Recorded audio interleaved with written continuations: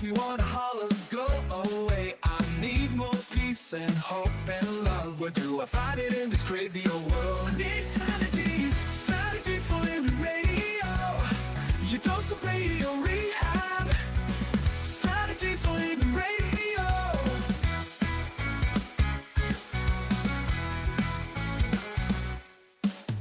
Every time I listen, Lauren and David share strategies for living, and it makes me aware. I've got strategies for living, strategies for living radio.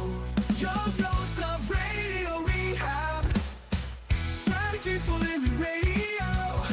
Your dose of radio rehab. Strategies for living radio. Oh, you know, we need them. Yeah, we do. We need those strategies, don't we? Those strategies for living. So are you ready? You ready for your daily dose of radio rehab? Ready? I've been ready for lifetimes. Oh, you have? How about that? I think that is appropriate for today's topic, Lauren. Hey, folks, welcome into another edition of Strategies for Living. I'm Dr. David McMillian. She is psychotherapist, PLPC Lauren Leon McMillian. You've been excited about the program today, haven't you? Waiting for today. Yeah, Yes. yeah. Our friend Gary Tiemann, who it's been too long. It has been way too long. You know, Gary at one point was coming on the program enough where we gave him an unofficial co-host badge. Right. But we ripped it from him because he hadn't been here in a little Gary, while. you gotta earn But that you know, we you know, hopefully he will earn it back. I think I will do my best. Okay. Today. Well, there you go. But and Gary, you have brought along a wonderful, fairly new acquaintance of yours. Yes. Through both of you are on the We're both on the advisory board for Reincarnation.info. Yes. Mm-hmm. Which we had the honor of having Walter Semkiw as a life strategist 2 or 3 times here on Strategies for Living. And Walter was such a great guest and gone way too soon, but I'm sure he'll be back. Yes. Yes. If he's not already. If he's not already. But we're gonna learn about what's going on with the exciting things that you guys have. How you've continued on the work. Yeah, and what you're stirring up with continuing Walter's work. And I'm looking forward to that, as well as Henry Bieryla is he's an Edgar Cayce expert. Yes. And so I'm looking forward to a lot of things today here on Strategies for Living. Folks, buckle your seatbelt because we've got some excitement today. We appreciate you being with us, and we appreciate our sponsors making it all possible. The Robinson Film Center and Azalea Cleaners and Pintail Roofing and Learning RX. We train your brain. The Balanced Life Wellness Center, Fertitta's Delicatessen, home of the Godfather, Alligator Italian Sausage, pretty good muffies too, SRT Sales Training, and Uprising Addiction Center. Back in a moment with Henry Bieryla and Gary Tiemann today on Strategies. Be right back.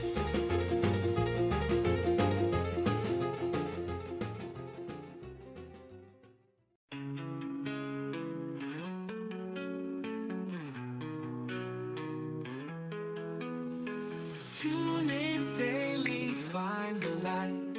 Healthy mind and spirits bright. Strategies for living strong. Feel the vibe, it won't go wrong. Body moves and soul align. Catch the rhythm, feel the time. Radio rehab every day. Chase those clouds of gray away. Your daily dose of radio rehab. Lift you up when skies seem drab. Mind and body, spirits free. Living life in harmony. And welcome into Strategies for Living. Lauren Leon McMillian, David McMillian. Let's welcome back an old friend of Strategies for Living, Well, once we got him out of Angola, we got him going straight, and he's been in private practice ever since. I say that with you spent a little time working at Angola. At Angola, that was my first social work job as an intern down there. So yeah, I'm glad you got out. I want to make clear I was an employee. Yeah, right. yeah. Make that very clear. Good to have you back, Gary Tiemann. It's good to be back, and it's been really, too long. It's really great, and this is part of what got me back is that I get to meet people like Henry Bieryla on my advisory board with Reincarnation.info, and he knows all things Edgar Cayce. So that's you go. Pretty fascinating stuff. Mm-hmm. Henry Bieryla, welcome to Strategies. Welcome. Good to be here this evening with everyone. So we know Gary's story. We get to talk to him a lot. How did you get involved with the reincarnation research, Henry? Well, it's interesting. It was 17 years of age. I was actually in college at that time, and I picked up a book by Linda Goodman. And in the references, it had anything by or about Edgar Cayce. And I started studying the Cayce material at that point in time, when I was 17. Right. And what a great age! What a great age to have Edgar Cayce introduced into your life. Absolutely, and I mean there are no coincidences. And you see people usually finding out as they're older, in their 40s, 50s, etc., about Cayce spirituality, things of that nature. But I learned about Cayce at that time, and it was one thing led to another, if you will. And I looked at his work, and it was interesting. He did holistic readings, approximately 75 to 80% of the 14,300 readings that Cayce did in trance. Wow. Yep, they were dedicated to holistic healing. The most documented mystic, clairvoyant, psychic in modern times. His work constituted over 1 million words or 42,000 single-space pages done in trance. And again, that was roughly 80% of it was based on holistic healing. That's where the term holistic health came from. Yes. And he's known as the father of holistic health. And some of his stuff on holistic healing is still so relevant today. And it's all right. So some people know Edgar Cayce. They will have known it, and maybe some people know enough about Edgar Cayce to know that he was a dedicated Christian man. What did he have to say about reincarnation? Well, it's interesting. As he went through the various readings, and Edgar did read the Bible for every year of his life, he was giving a reading for a gentleman, and at that time, the individual asked why he was having so many afflictions, so many problems physically in this lifetime. Right. And Cayce said, because you abused the body in a previous lifetime. And that was the first reading, if you will, that led to the series on reincarnation.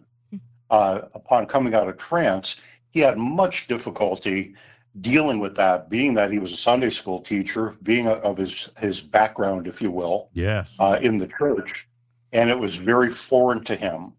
But as time moved on, more came to the surface as far as the reincarnation process when he would do readings for other individuals. Right. So that's how he came into that aspect of previous lives and lives after life.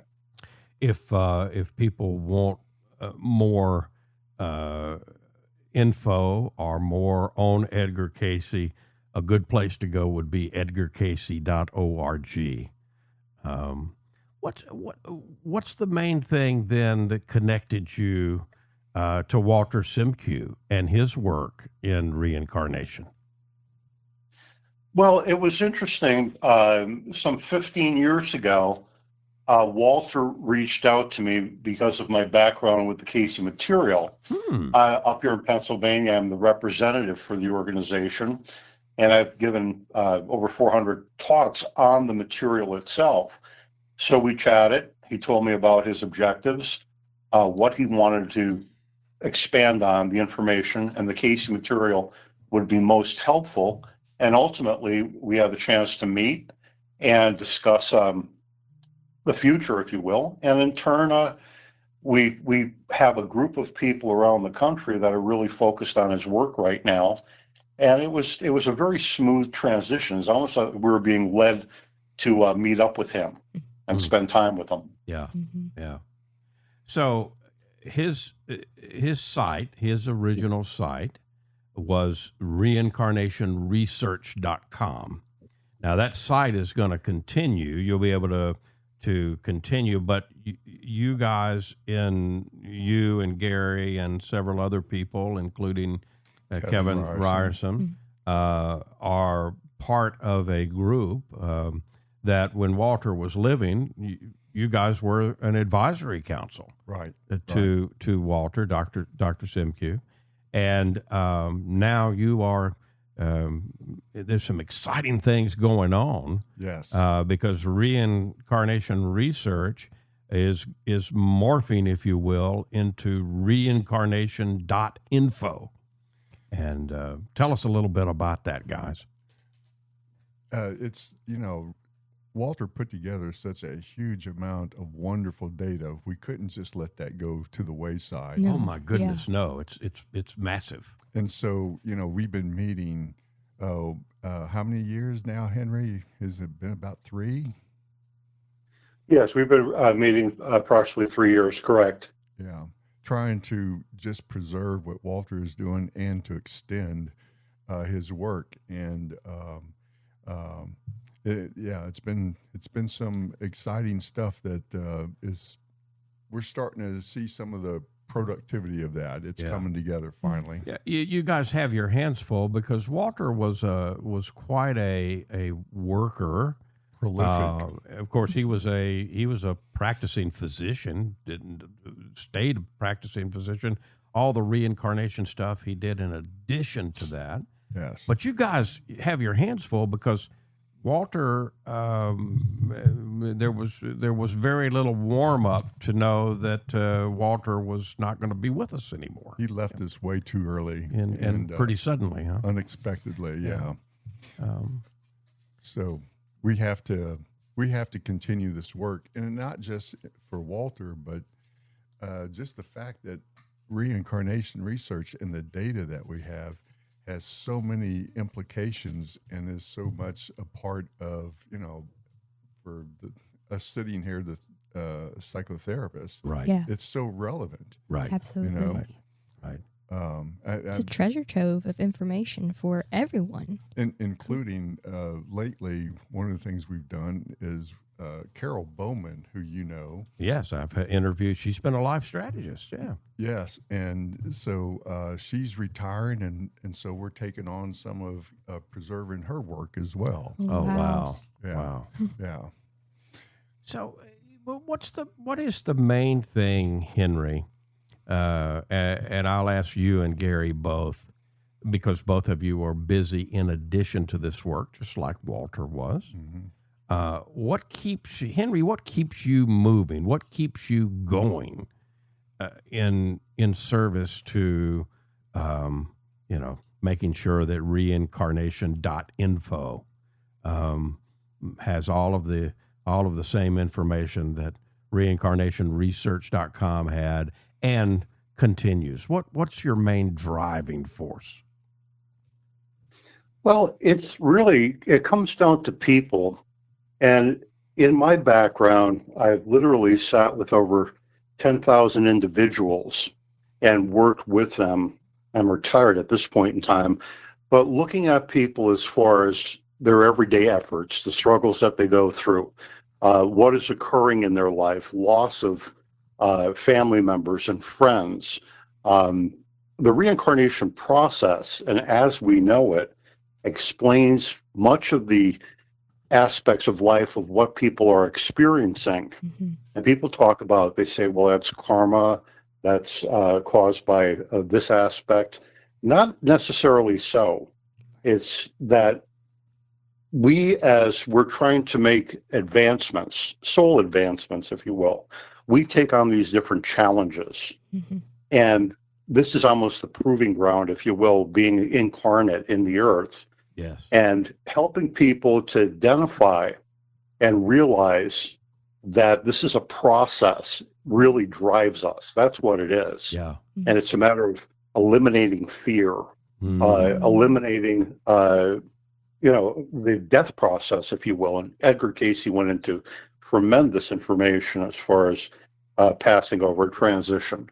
And it's the continuity of life we talk about in that regard. Yeah. And you're working on your next life now. Yeah. Actually, you're the author of the book of life. You're working on it right now. Yeah. What keeps you going, Gary? Well, as a therapist, I think the idea of eternal damnation being on the table and you got one shot creates more anxiety in our life than people realize. Yeah, absolutely. And, one of the things I love about Edgar Cayce, he was such a devoted Christian. Yeah. And yet he was very aware of, and in fact, he's been a source of great material for our reincarnation research. Absolutely. We are learning today from Gary Tiemann. We're learning from Henry Bieryla. Reincarnationresearch.com. It's up and available. But you can also go to Reincarnation.info. All of Walter Semkiw's work will end up there and more. We're talking about it today here on Strategies for Living. Much more to learn, much more to come. Stay with us.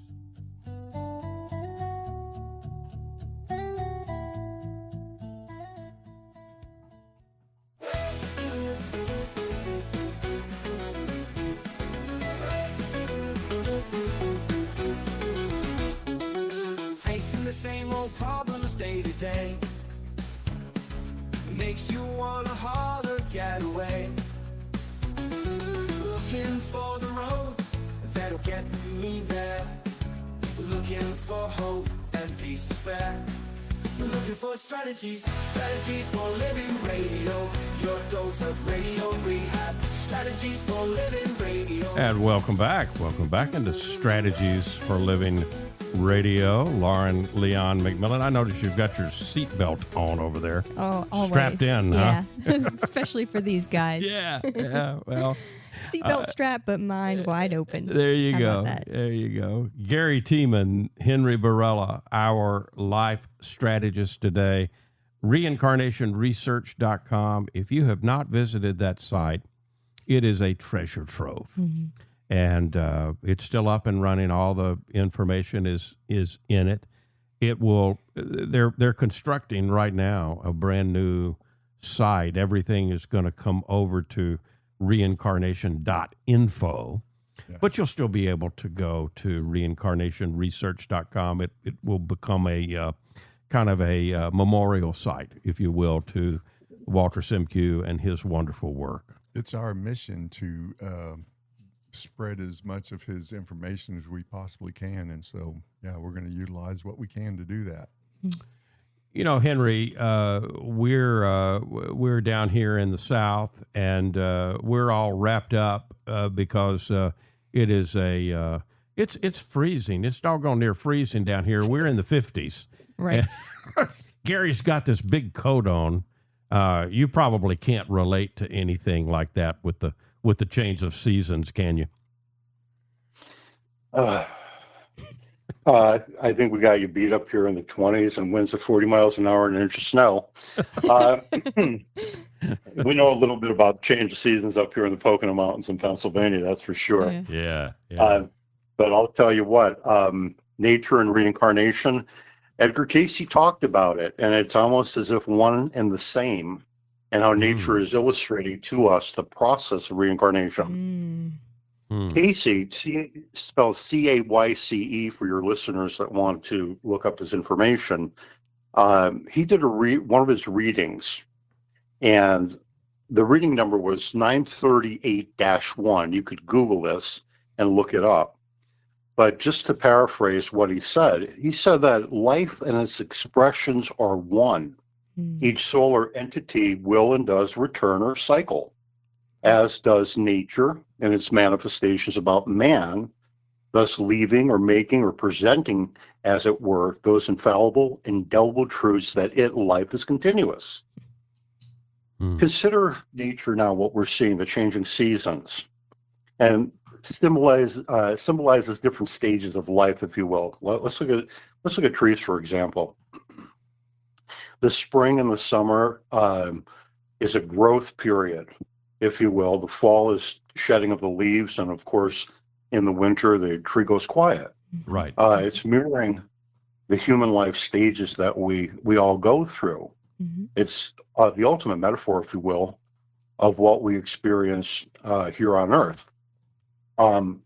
Excuse me. Spring is like the childhood youth coming into existence, if you will, Right. full growth and potential in front. It would be as life blooming or adjusting or becoming conscious of the expansion that's occurring. The temperatures are warming up, the spring rains come. Summer is analogous to adulthood, Right. full of vitality, productivity, desires to achieve and solidify our aspects in life, our careers, what we're doing, and we become fully present at that point in time. Then we move into the fall or the later years of life, and it's a period of reflecting on what you've accomplished or beginning to let go, a time of reflection, taking an inventory of what you experienced and accomplished. I mean, the real colors of the trees then come forth. You see their real true nature, what they're about. And in showing the true colors, the wisdom that one accumulates over a lifetime in this incarnation, it's a gift to others, if you will. Yeah. And as Edgar Cayce said, others lord others. And then finally in winter, it's a time of rest and transformation. Those leaves are no longer on the trees. Everything is still, everything is quiet. Yes. And then the soul, if you will, would be passing through God's other door, the place we would call home, and reviews the goals, the life review, if you will, that were previously established, the actions that occurred while interfacing with others while on the earth plane. And the cycle then repeats itself. Choices are made prior to coming here. General themes, if you will, are created. Right. And it's a cycle. Yeah. It's a continuous cycle that we go through. Yeah.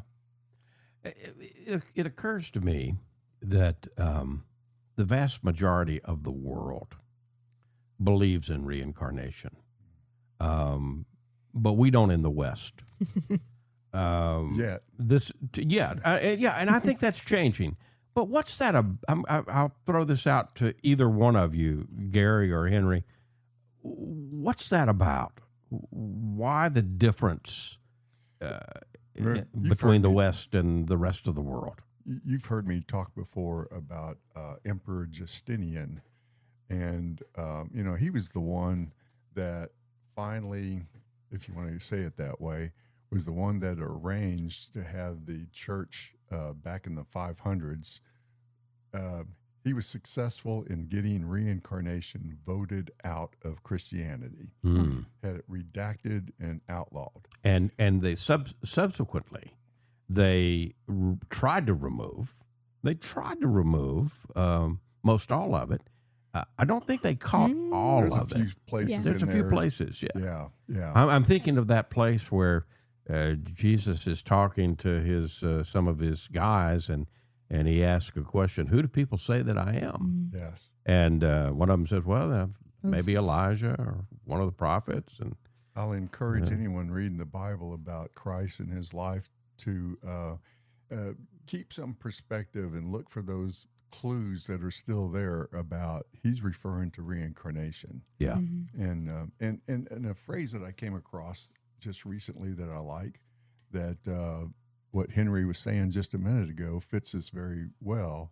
We don't go to heaven, we grow to heaven. Yeah. I love that. Yeah. I love It's a that. huge difference. Very big difference. And when you take away, you were in the last segment, Henry, you touched on this. I think probably besides public speaking, the biggest fear that we deal with is the fear of death.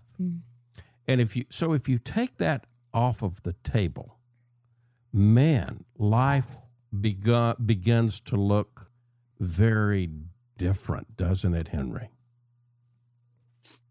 You walk with confidence. Casey said you put fear at the door, you're already defeated. Fear dissipates. You realize and understand the continuity of life. And now that this veil is becoming thinner between the other side and us here in Earth, and especially as we move into this new age, this Aquarian age, if you will, it instills confidence. There's a continuity. And Casey talked about dreams, and dreams being your magic mirror. Through your dream state, which is your subconscious state, you put your conscious state aside when you're dreaming, you could connect with the other side in those dreams. People, those that have passed over, come to you. Absolutely. If you remember your dreams. Right. It's really, in that dream state, it's a death state, if you will. Mm-hmm. Yeah. When you say, and I want to ask this on behalf of the audience, Gary knows we don't take phone calls anymore for questions from the audience, but we used to, and I know that we'd probably get one because of what you said a moment ago, Henry, and I want to ask both of you about this. You said the veil is thinning. Yes. Okay. So, and I know people are hearing that from different places out there. And I can imagine one of our listeners going, "Say what? What does that mean?" So, what does it mean? The veil is thinning. What do you guys mean?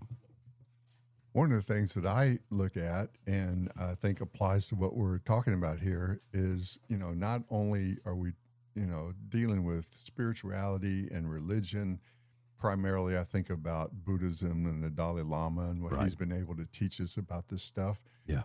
But now we have quantum physics entering the world, and it's pointing in very much the same direction. Yeah.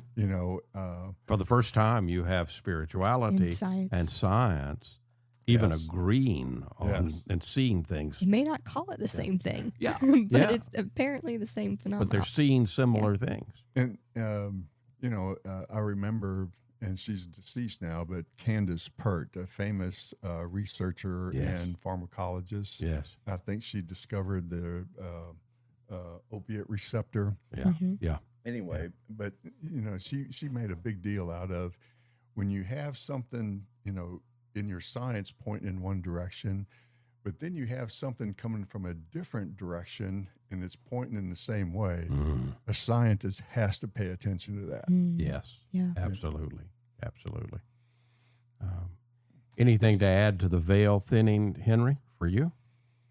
Yeah, several things. What's interesting is when you get impressions, and the more spiritual you become, the more psychic you become.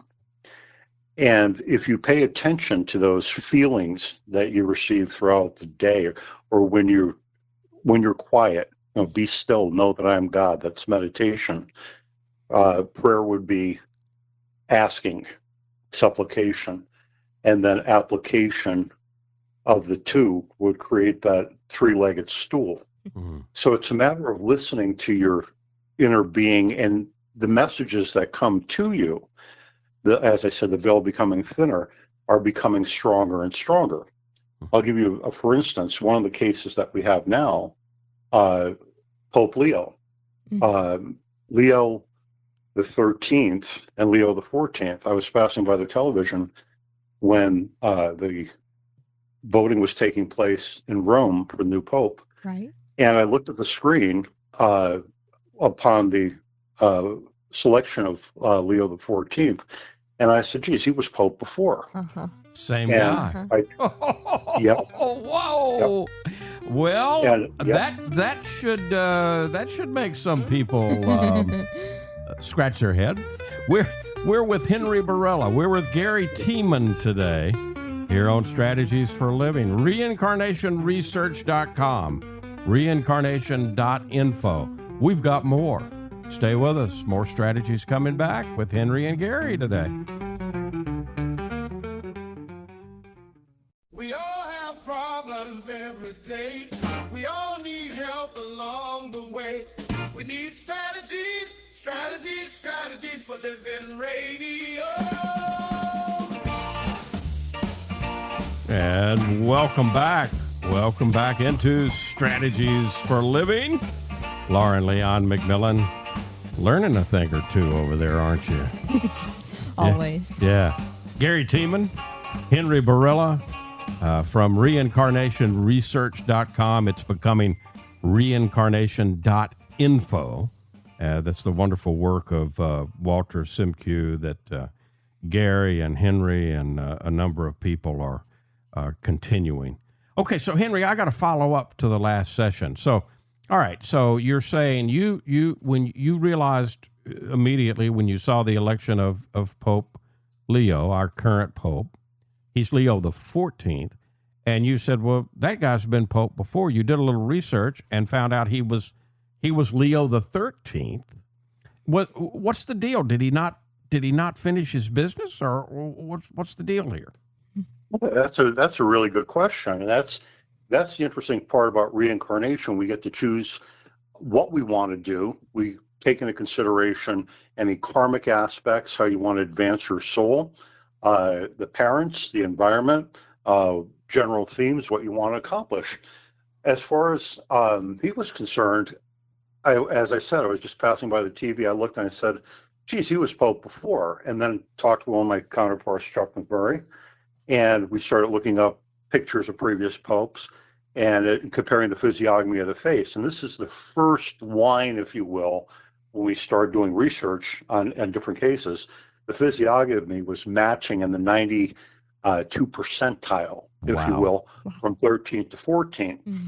And in turn, we got reports coming from his home in Chicago that as a young child, he was 5 or 6 years of age. He'd take his mother's ironing board, cover it with a cloth, and he would pretend that he was saying mass at that point in time. Mm-hmm. So we know the soul, you take you with you.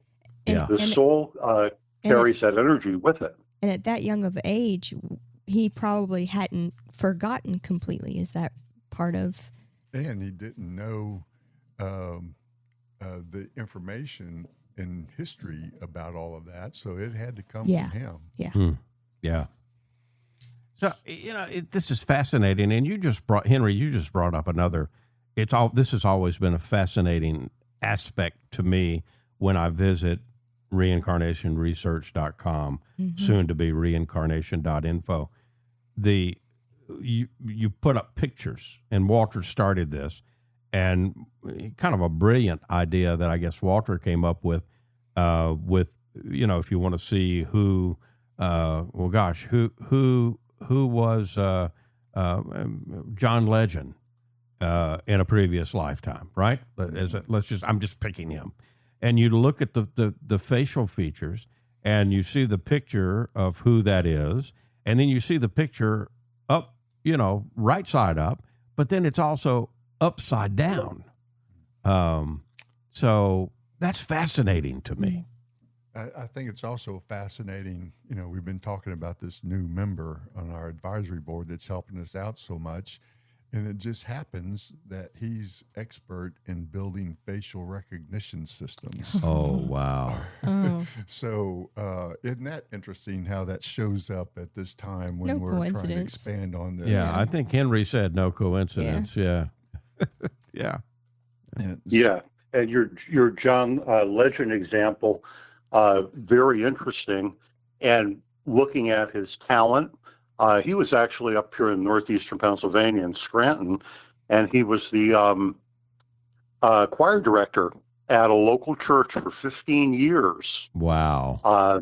And before he became really well known, and we tracked his lifetime back to that of Nat King Cole. And, wow. And so the coincidence that you think of John Legend and Henry's in the same town. Yeah. Yeah. No such thing. Yeah. Right.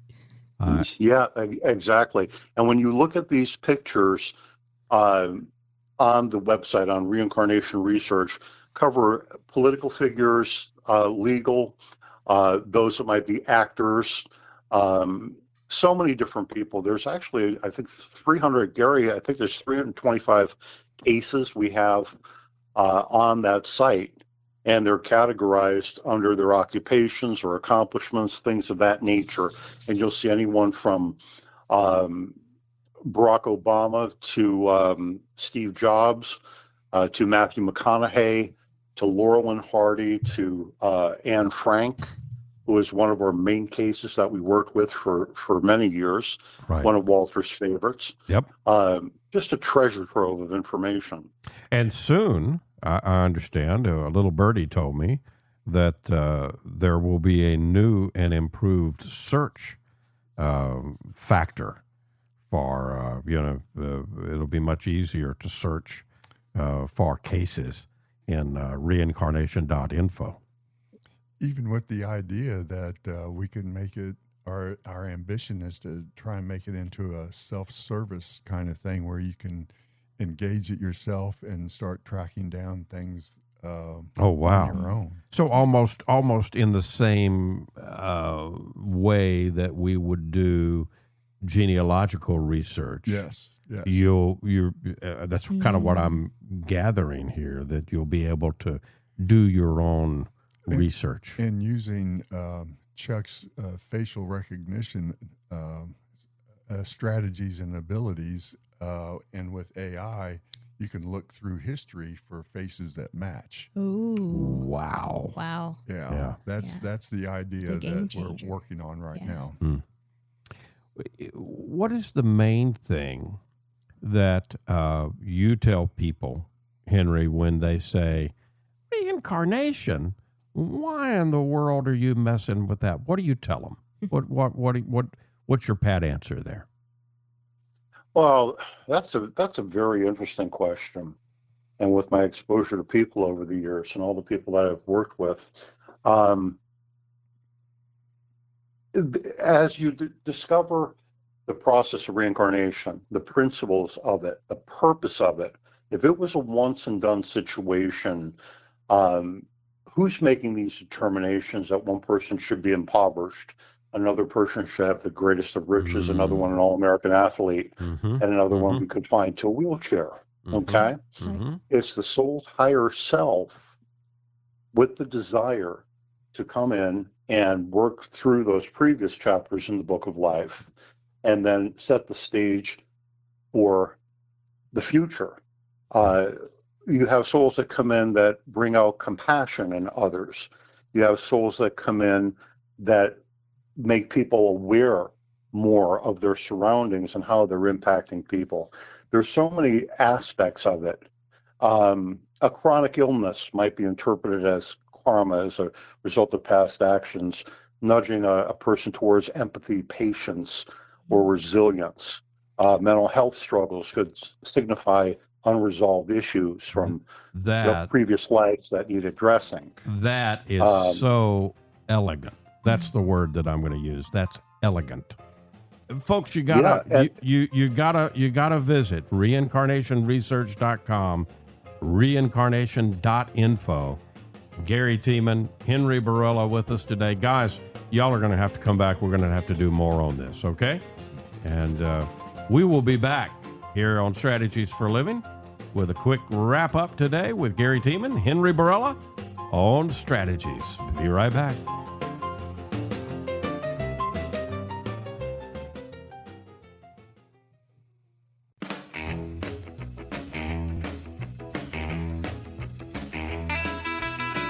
And welcome back. Welcome back into Strategies for Living. Lauren Leon McMillian, David McMillian. I thought you were getting us a 2 or 3 hour show for. I wish. Programs like this. We'll definitely have to have them back over and over again. I'm waving at the producer asking for more time. He's wagging his tail. Yeah. That's true. That's true. Gary Tiemann, Henry Bieryla, reincarnationresearch.com, reincarnation.info. Gary, fascinating conversation as always when you come to Strategies. What do you want from this wonderful conversation that you, Henry Bieryla, and we all have participated in? What do you want people to take away from our conversation?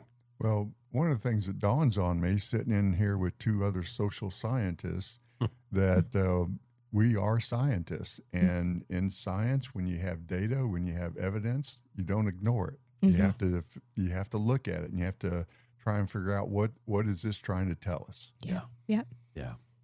And there is so much when you dive in to reincarnation research. There's so much there you can. We're scratching the surface. Yeah. So, folks, reincarnationresearch.com, reincarnation.info. If you want to check out the work of Edgar Cayce, edgarcayce.org. That's CAYCE, edgarcayce.org. And don't forget Walter Semkiw's wonderful books, The Origin of the Soul and The Return of the Revolutionary. That's one of my favorites of his. Yeah.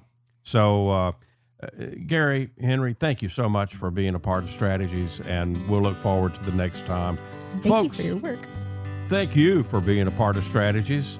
And we appreciate our sponsors for making it all possible. The Robinson Film Center and Azalea Cleaners, and Pintail Roofing, Learning RX, We Train Your Brain, the Balanced Life Wellness Center, Fertitas Delicatessen, home of the Godfather, Alligator Italian Sausage, and I like their Muffies too.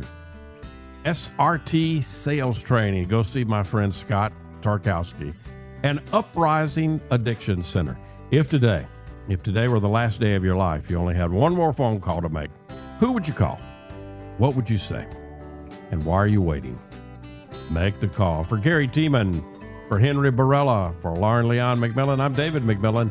See you next time right here on Strategies for Living.